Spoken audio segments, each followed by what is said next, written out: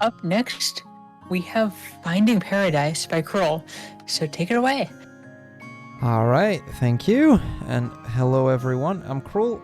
We've got plenty of time to talk, but there's a lot of story, so I'm just gonna get right into it, and I'll introduce myself as we go. Starting the game in 5, 4, 3, 2, 1, go. If it wants to start. Apparently it didn't want to start. Sorry, gonna do that over. Apologies to tech. Apparently my game wasn't in focus, so it didn't actually enter. Trying again. 3, 2, 1, go. There we go. So, hello everyone. I'm Crrool. Long-time speedrunner. I've been around the scene for a fair few years. Mainly do Pokemon, but this is one of my favorite games of all times. So, for this event, we're going to be showing off Finding Paradise.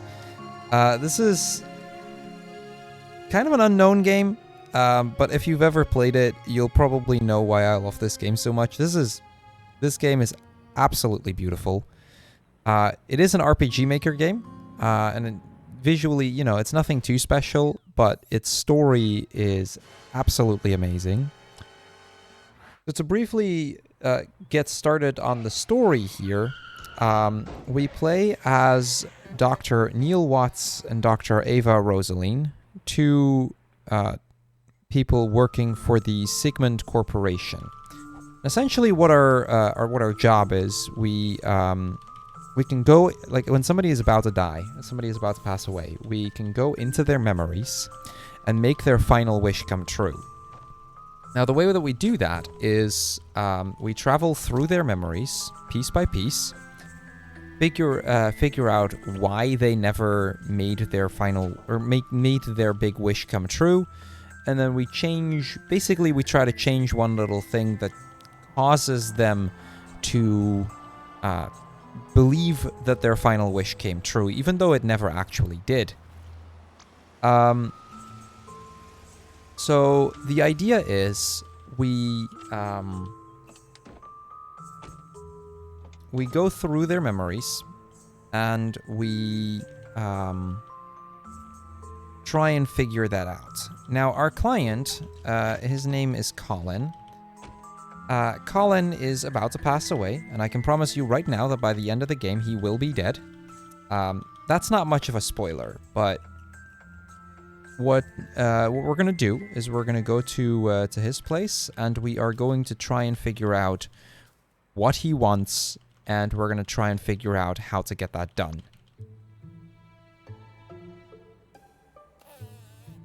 Now, before we actually go in, we have a small little cutscene with these two people.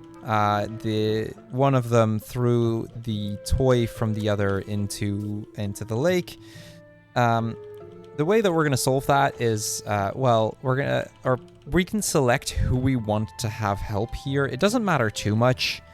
In this case, I went with the first option, which is Watts, who then grabs the toy of the other person and then throws that into the water as well. Which, yeah. This game, it's a fairly dark-themed game a lot of the time. But not so much in that it's dark, but more so like in it has a lot of sad themes to it. But it's mixed up with a fair amount of humor, and that's also part of why I really do recommend checking this out yourself if you haven't ever played this.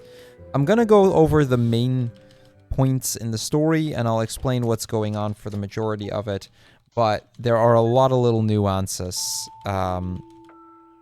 that you'll really have to play it for yourself, or for which you'll really have to play it yourself. So this game is actually part of a larger series.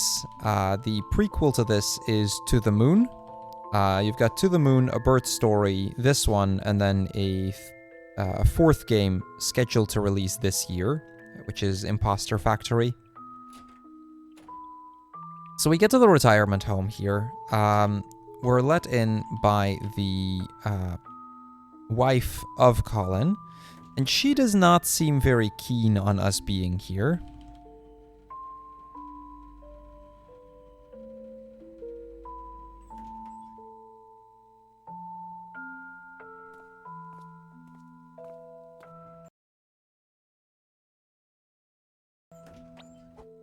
So this right here, this is Sophia. She does lead us into the room, but like I said, she is not particularly keen on our assistance here.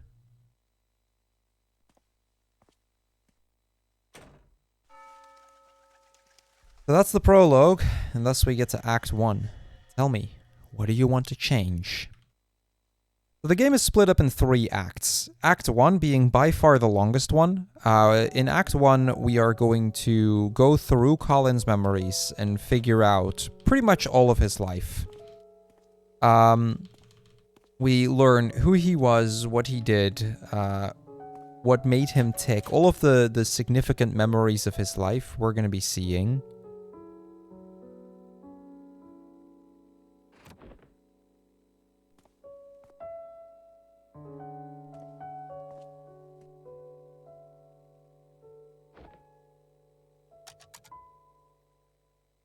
So we're going to get the machine set up here. This is the machine that we will use to get through Colin's memories.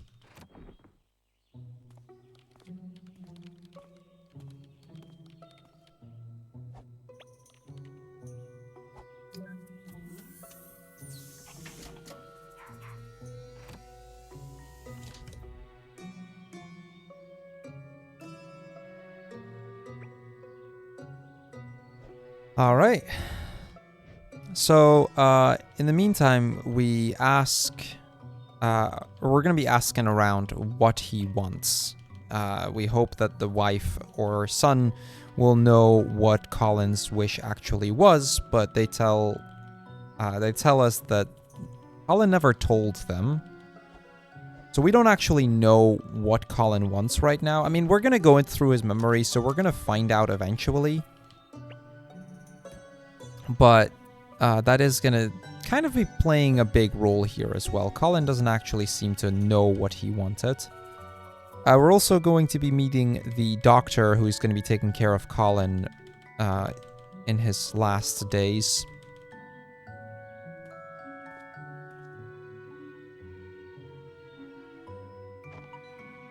We're going to get the heart monitor, through which we can monitor how Colin's doing. We are never actually going to do that, because there's not really a point in doing that. And do I need to talk to you? I believe I talked.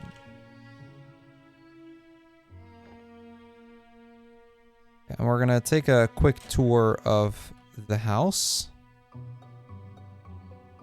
No, that's not true. That we're going to take the tour in just a moment. We're going to try and figure out what his wish actually is. So we're going to go back down, and we're going to go grab the paperwork.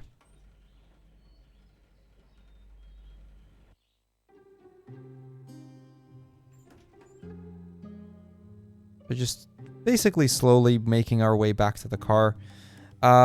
The idea is we need to try and figure out what Colin even wanted in the first place. Otherwise, this is going to be kind of difficult to do.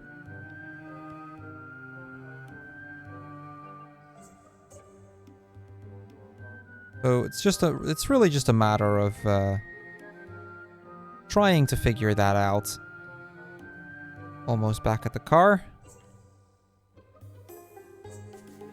In the meantime, our assistant, the other 2 of the doctors, Neil, he's setting up the machine while we get this done. So we look through the car here, and turns out the paperwork isn't here. We look around for a bit, but no luck. So we kind of realize that Neil must have left it at the office. So we call up a colleague of ours to see if the paperwork is still here, and we ask her to send us some pictures of the paperwork so we actually know what's going on here.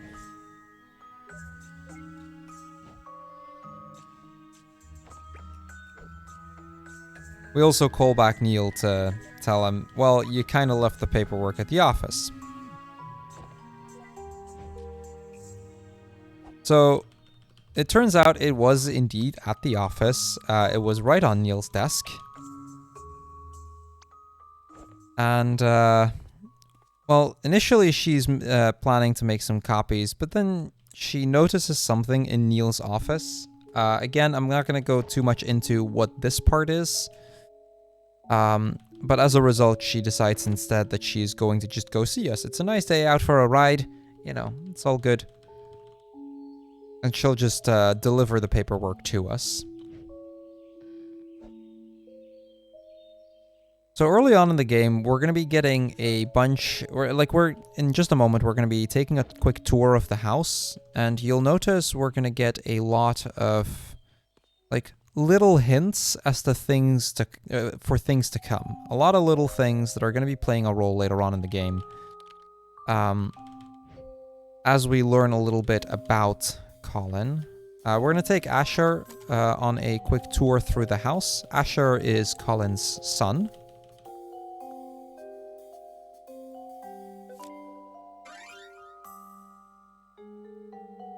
So first things first, we go in here and we see a small little miniature aircraft. We learn that Colin was a pilot. We see a wedding photo hanging behind the TV. A flower. Now we're going to go upstairs and there's going to be a green book. And I actually have a choice as to what I can do here. I can either unseal the book and look inside, or we can leave it sealed and put it back.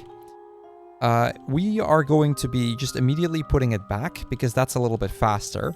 If we were to open it, we would learn that the book is... I clicked the wrong option. Whoopsie. So it turns out that the book is completely empty.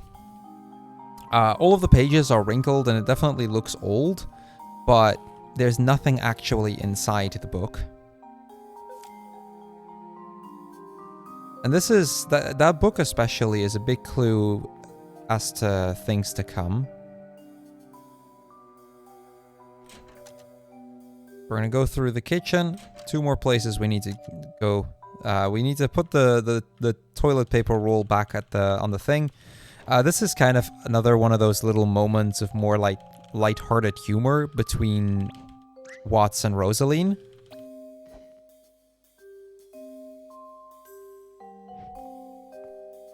And the toilet paper doesn't actually play any further role in the story, but it does need to be done for the game to progress.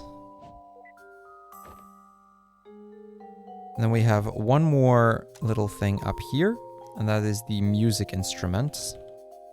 We learned that there is a dusty cello here, and Colin used to play the cello. His wife, Sophia, used to play the piano, and they used to play music together a lot of the time.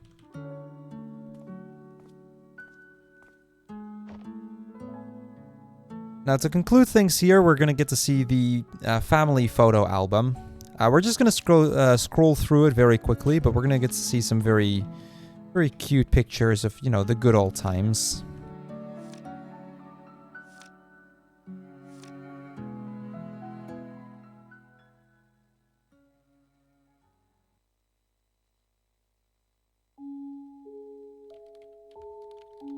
Alright, and with that, we've kind of concluded all of the stuff here, and it is time for us to go into Colin's memories. So what's going to happen, or at least what's supposed to happen story-wise, is we go into his memories and we start at the most recent memories.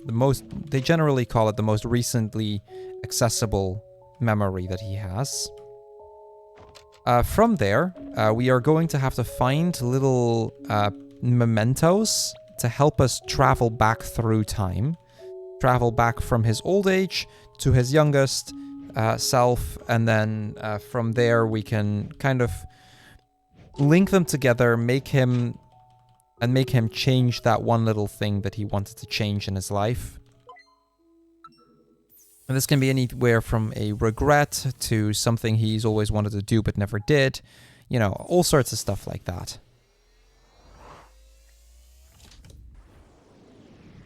So here we are, the most recently accessible memory. At this point, we are mere days before where we are, like before current day.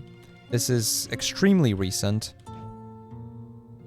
And in his most recent memory, we see Sophia sleeping on the bed.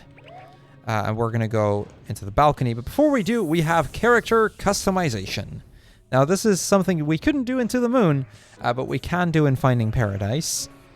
So we get to choose what our characters look like. We're not going to actually change anything, because A, it doesn't actually do anything, because Rosaline will force us back into our old self, and B, it's faster to not change anything. But character customization.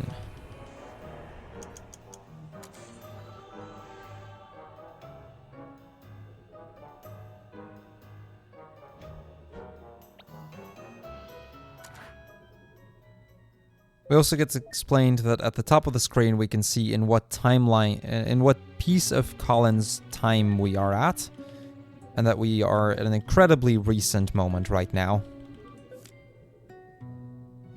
So at first we find an unstable copy at the balcony right there. And so we're just going to make our way out. Because in the hallway we will find the more usable version of Colin. Now, normally reality, or the way that things look in the memory, is going to be extremely similar, if not identical, to what things actually would look like. You might have already noticed this hallway wasn't there in actual times. So, in Colin's mind, the entire world around him is remembered differently. It's kind of warped.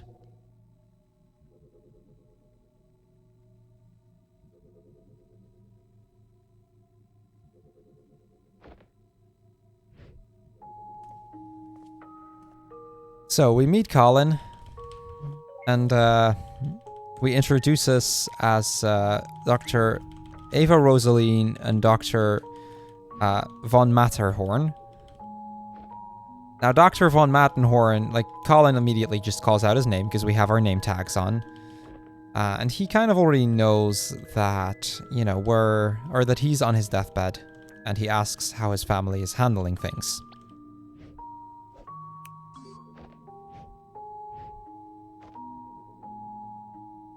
Now, we explained that in order to actually make something happen, we are going to have to travel through his memories, and in order to be able to do that, we're going to need a memento of his very recent memory of his.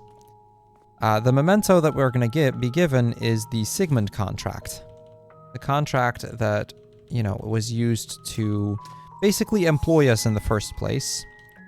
Now, every time we get to a memento like this, there's going to be a little puzzle that we need to do.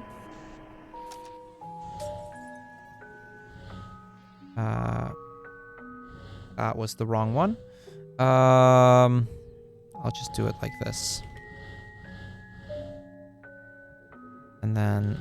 So that was not optimized. I made a small mistake there, but that's okay.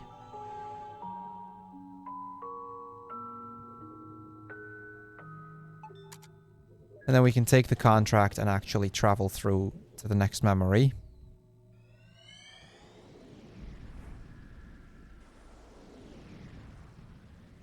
And the next memory is still going to be a fairly recent one, but now we're actually starting to travel back through the years. Like I said, the idea is we're going to go from the most recent to the youngest. We should be ending up at the very young Colin at like just a couple of years old.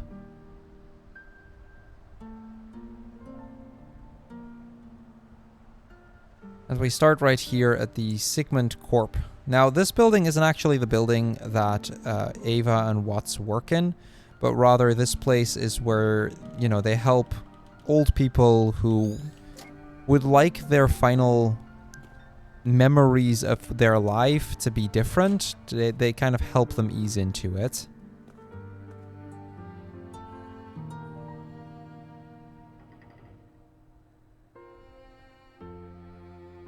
We're going to see Colin kind of get a tour of the place. And this is where the big meeting happens, where Colin gets to talk about what he wants. So the gentleman here, he explains how what's going to be happening, and that, you know, in order to make a wish come true, he himself needs to have wanted it.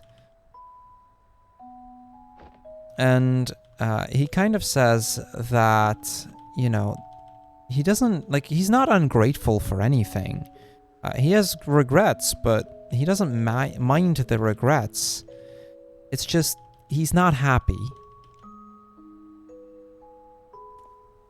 He has led a full life, but for some reason at the very end of it all, he's just not happy.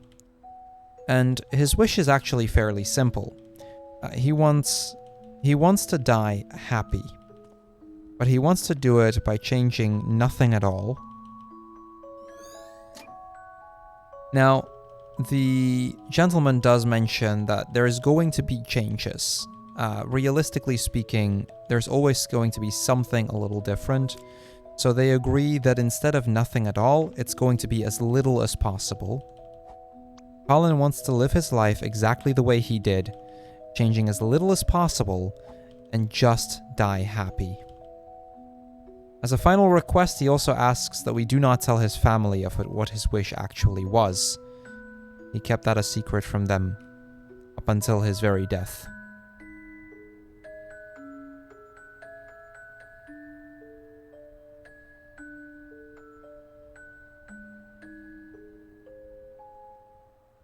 So the girl here mentions that, you know, she wished she could have seen more of the world. And there's so much to see, and he's like, I've been everywhere. We're gonna break the orb here.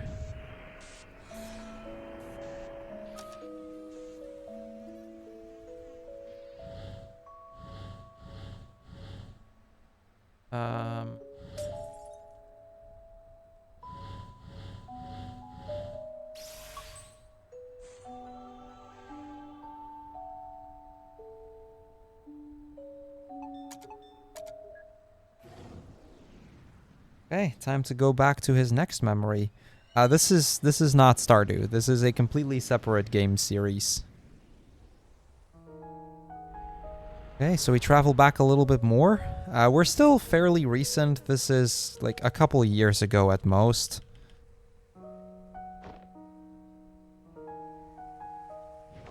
And this is the moment where Asher gave Colin the hat that he was wearing.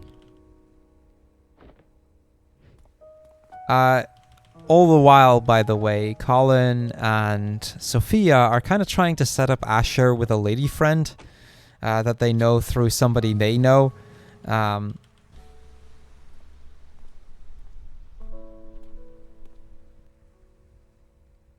initially, Colin's going to be like, you know, they are going to... Or he's going to text him the details, the phone number. And then Sophia is like, just wait until he gets home and maybe include some pictures. So the two of them are really trying to set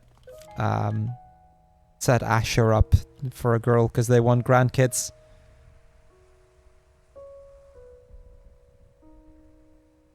So we walk this way and we see Colin feeding the ducks. And we get a little orb for each of the ducks.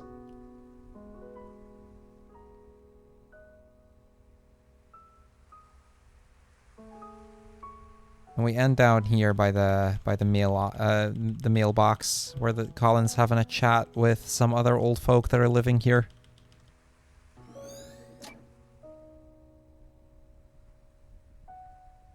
And then as we walk back, we are going to see Sophia.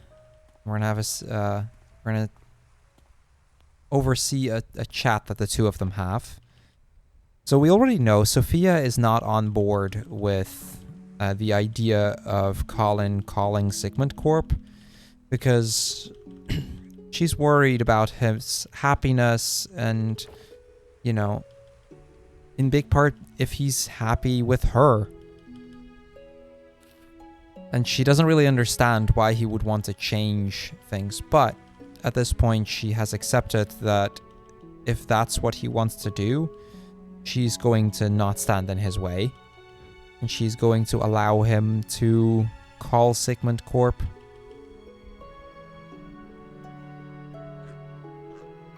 And it's kind of her coming to terms with Colin going through with the procedure.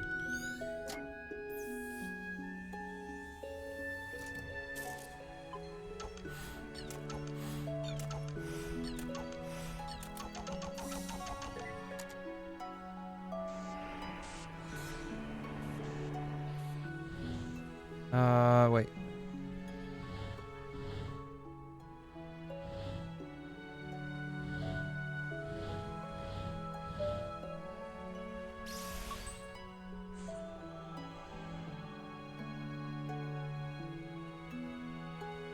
Nope. Go. Now, just before we actually leave, we notice another person behind them. And it almost seems as if that person is watching us, which shouldn't happen considering we really, we're in a memory, but we kind of notice it. We kind of shrug it off, but we do notice that being a thing.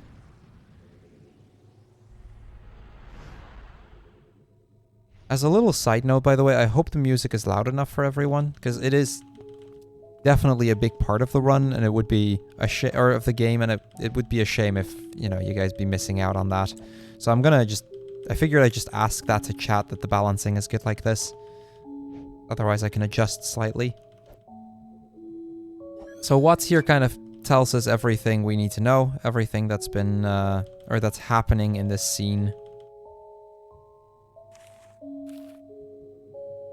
And then we see Colin. He's pondering over the decision to call Sigmund, but he decides to throw it out, to not go for it.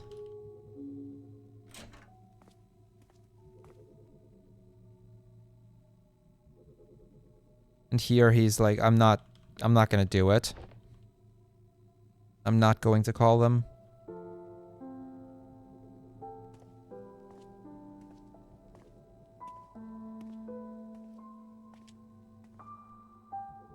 And so we see Sophia just playing the piano and Colin grabbing his cello and joining in. The two of them just making music together.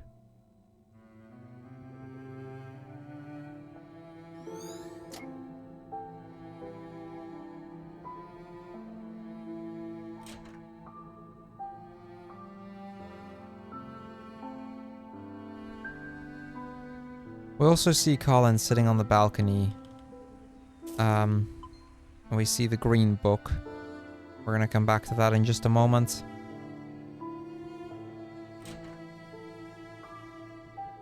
We see the Sigmund ad on TV about, it never being too late to change a regret. And then our last scene here is we're gonna see the two of them fighting in the kitchen. Like I said, Sophia doesn't understand. She feels as if Colin be throwing everything they have together away for something make-believe. And she doesn't understand why he would want to do that, why he would want to leave behind what the two of them have.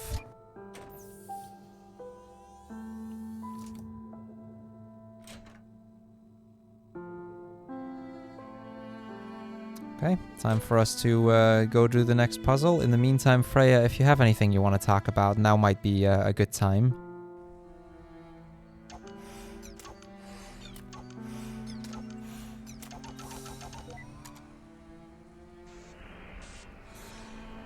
Yes, you are watching Power Birth Pride 2021 here on Twitch. We are running from June 4th through the 6th, for 24 hours each day.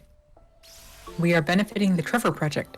To find out more about them, you can find the link to their site in the panels below the stream, or use Bang Charity. If you're interested in donating, you can type Bang Donate in chat, find the schedule by using Bang Schedule, or incentives with Bang Incentives. Alright, so this is where something happens. And this is something that's not supposed to happen story-wise. It's going to happen always in this game, but it's not really what's supposed to happen. Like I said before, we're supposed to be traveling from his most recent memory to his earliest memory. But instead of that happening, we suddenly jump from the scene where, that we just had in the retirement home, all the way to Colin's early childhood. Colin here being only about 5-6 years old.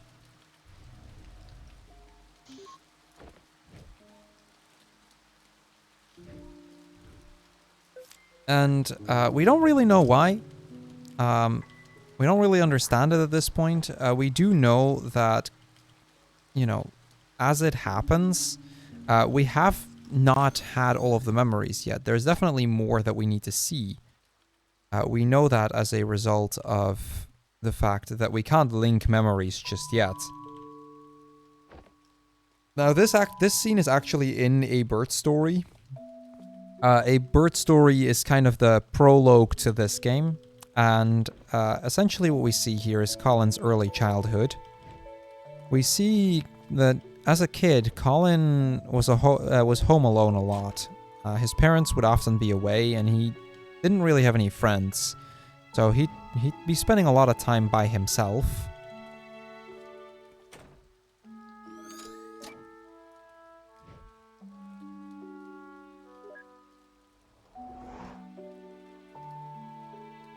So we see him watching TV along with his stuffed animal. We see him in his parents' bedroom, which he's really not allowed to be in, but we see him anyway, and we see him jumping on the bed just because he can. And then as we try to go back to his room, we see him run around with a paper airplane. Colin loved to make little paper airplanes. We see him trip and fall. We also get a little nudge to the moon here, which again, also a phenomenal game. Definitely worth getting if you love a good story.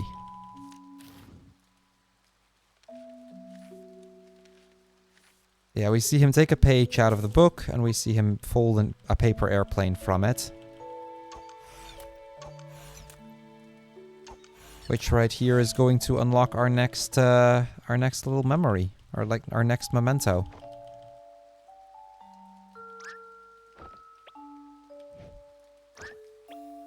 So, Watts kind of had a small realization here. Again, strong, like, I'm not going to spoil all the little details. This is one of those little things. You're just going to have to play the game yourself for it, but it's kind of a comical effect here. And he goes Super Saiyan as a result.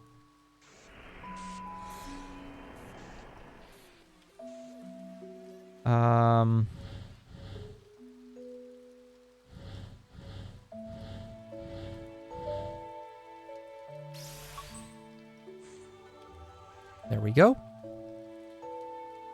We unlock the paper airplane, and it is time for us to move on to the next area.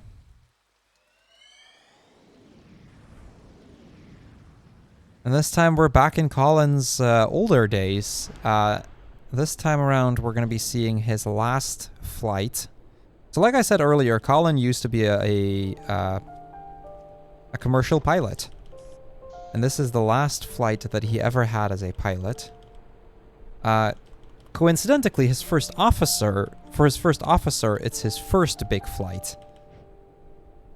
So he's kind of teasing the first officer, saying that the only two things that the first officer needs to be able to say are yes and captain.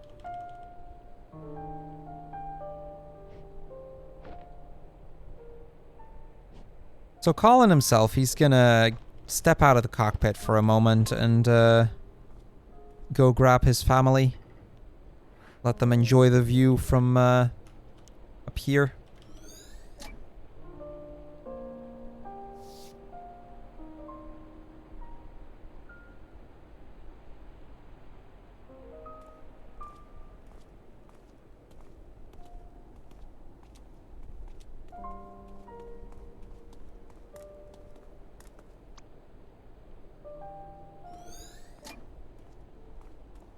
And we see them all just walk back in together.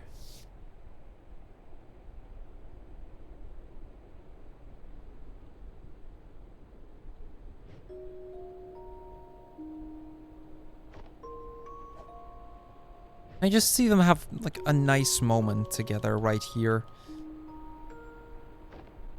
Colin being the pilot and just, you know, having a good time when they're here. Now,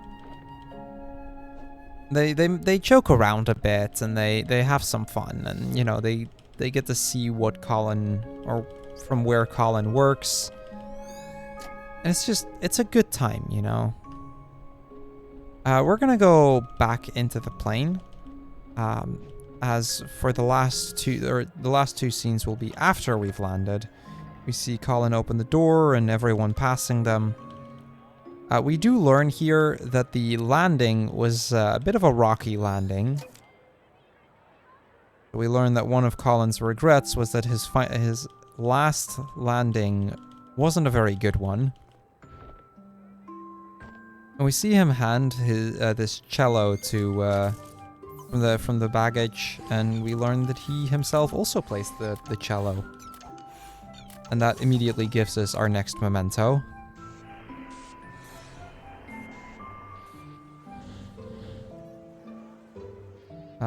Wait, that one.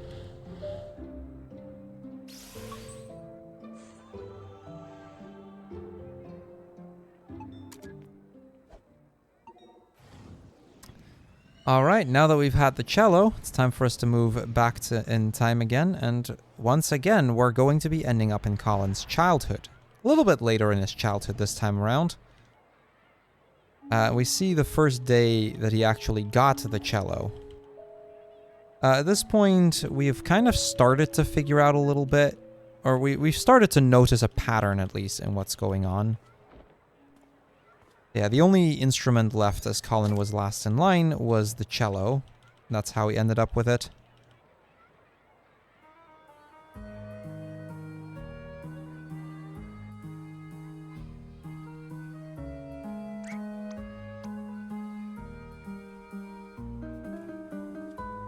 And so we see little Colin walk out with the cello. Nothing he can do about that. He's not happy about having gotten the cello either.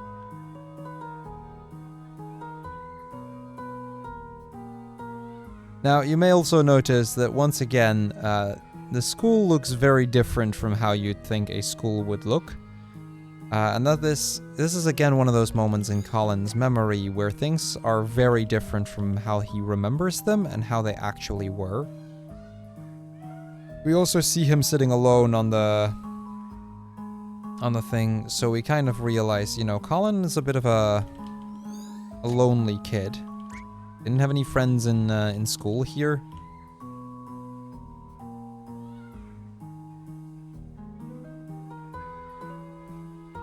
We're gonna go back a little bit further to the other classroom where we see Colin was sent out of class.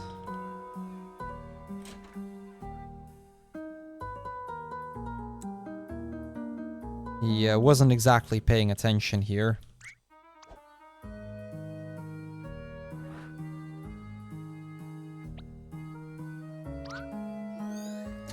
And he got sent out because he wasn't. And we learn that the memento is this clock, and we can't exactly reach that, so we're going to do a little bit of magic to do that. Get the desk over there.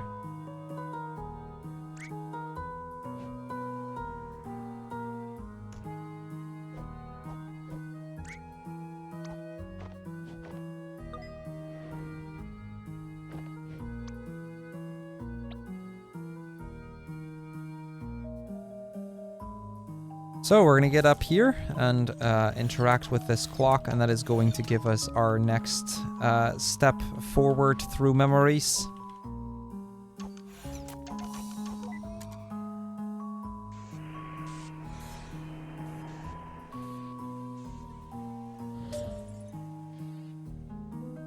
There we go.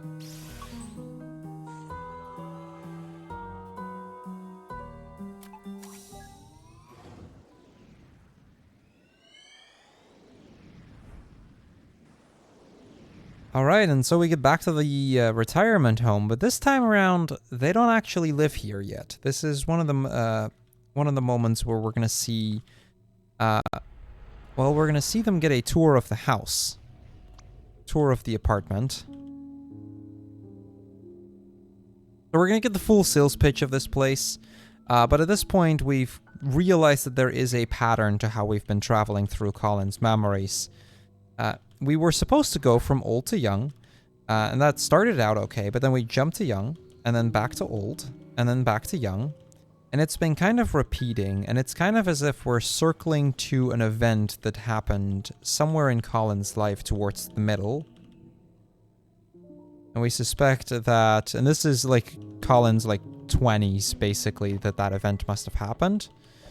And that's what we seem to be moving towards. And time will tell what that's going to be.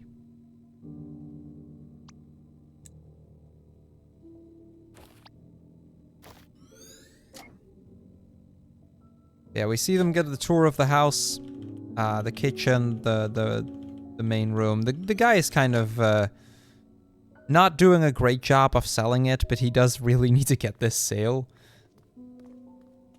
We get the attic over here.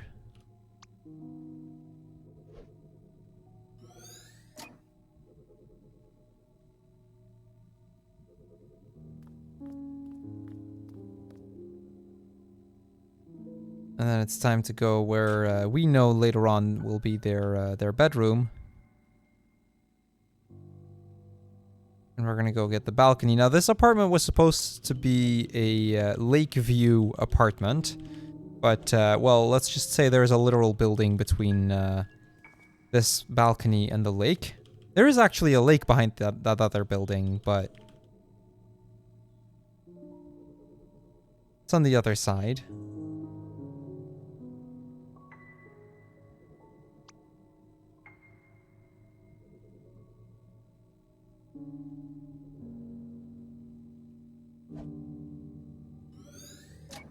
That's the moment where we see them decide to take it, and we have one more room to go through right here, which will be their music room.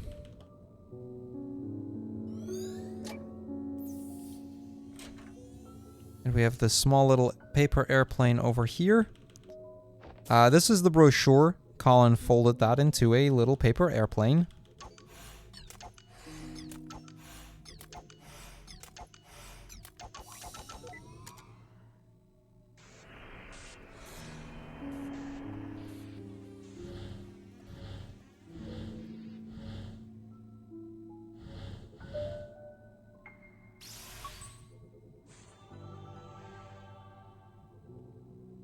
Alright, and there we go. Time to move on. Now, this, if our theory holds out, this should then end us back in Colin's childhood.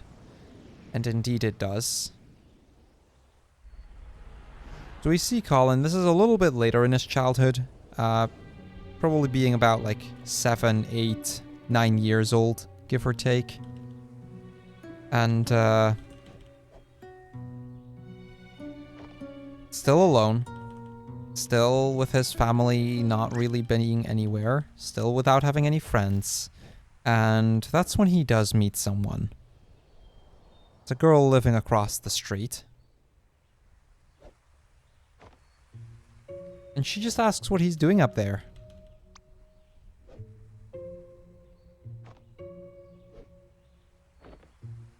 Asks what he's looking at, you know. Asks for his name. Colin's being very quiet, but she does introduce himself. Colin then gives his name, but she actually can't hear him. So Colin comes up with a little plan. He's going to write something on a piece of paper, fold that into a paper airplane, and fly it across the street.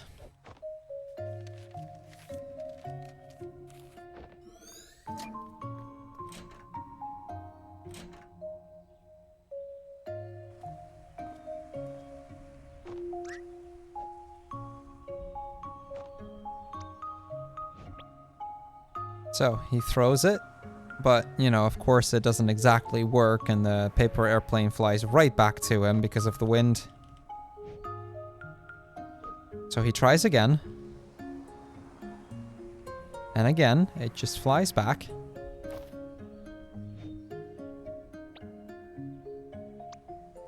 And Faye is like, it's alright, you just gotta believe. You know, if you really believe and really concentrate, I'm sure you can get it to fly over. She says that she believes in him. And, you know, he closes his eyes for a second, builds up the confidence, and throws it once again. And it goes a little further, but of course the wind is still far too strong and it flies right back in his face. And she just bursts out in laughter. So Colin decides, okay, you know what, screw it, I'm just gonna go back inside. And then turns out that she heard everything he said after all. She goes to a private school, but you know, it's kind of on the way to school, and so they kind of just agree that they're gonna walk to school together. And so Colin's made a friend.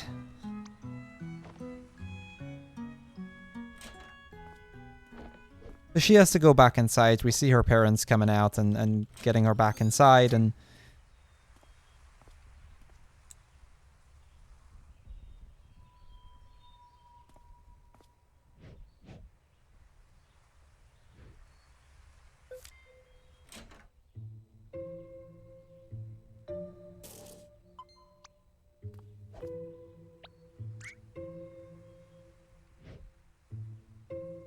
I still have 2 more mementos to collect, so we're gonna go back here.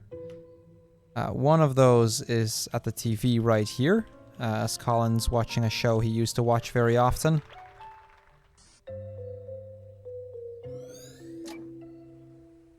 The other is here in the bathroom, as we see Colin playing the cello and practicing. Now we hear it, and let's just say it's not very good.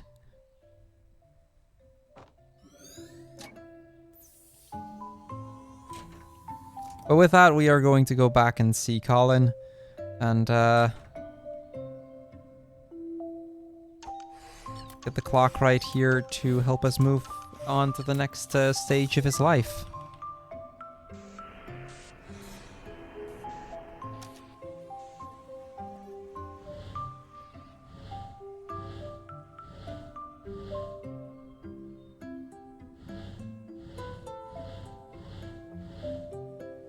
There we go.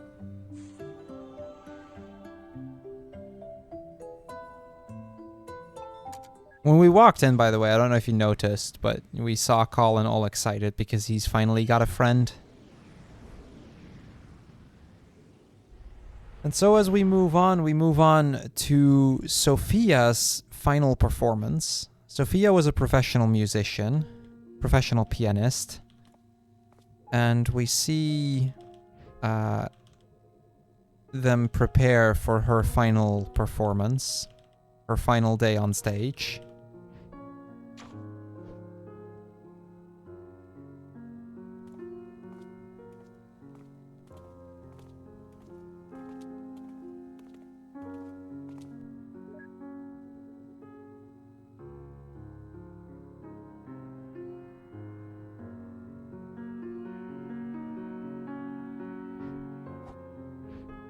We see Colin and Asher getting all of the chairs set up.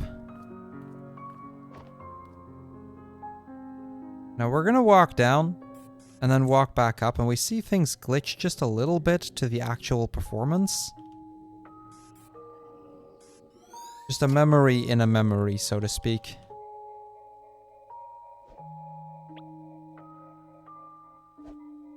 We don't really know why that happens. We suspect that it might be just a glitch in the machine, but Neil is like, well, there shouldn't be any. I'm supposed to interact with the piano, but I can do that when I go back. We see Colin backstage, you know, instructing people, helping, basically doing everything to help Sophia get set up. We see the music piece. And now we're just gonna slowly walk back to where Sophia is practicing.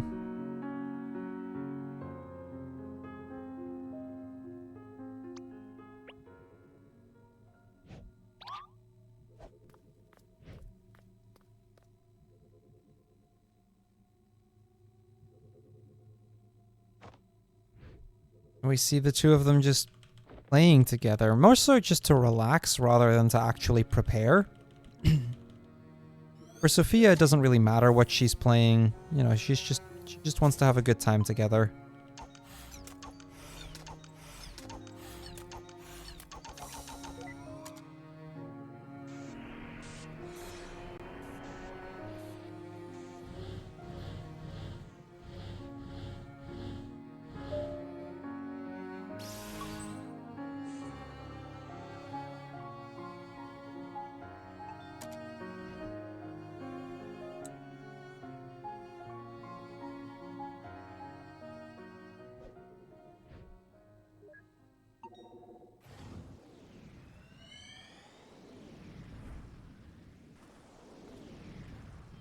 Alright, back to childhood.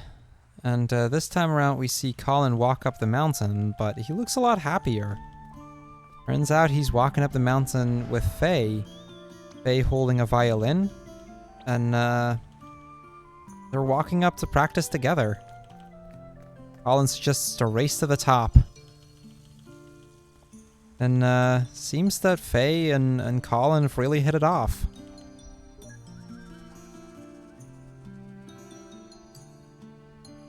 So we're gonna just walk up the mountain with them, see what's been happening here.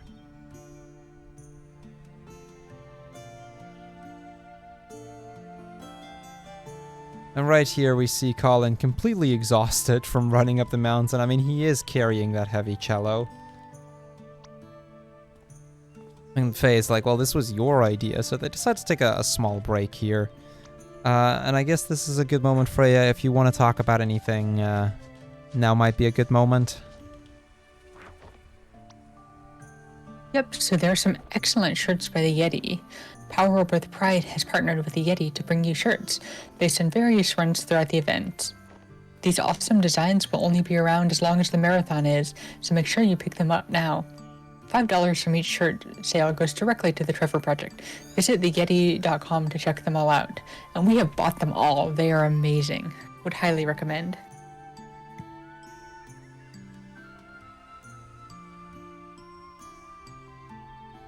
We get to the top of the mountain here and we see them play music together. Now, Faye asks what Colin can play, and he's like, well, I can sort of play the scales, but that's kind of all he knows. And he plays them, rather slowly, but he does play them. It's really nothing too special that he plays here. And Faye's like, well, it could be worse. And then she suggests, you know what, play it again. And she starts to play along with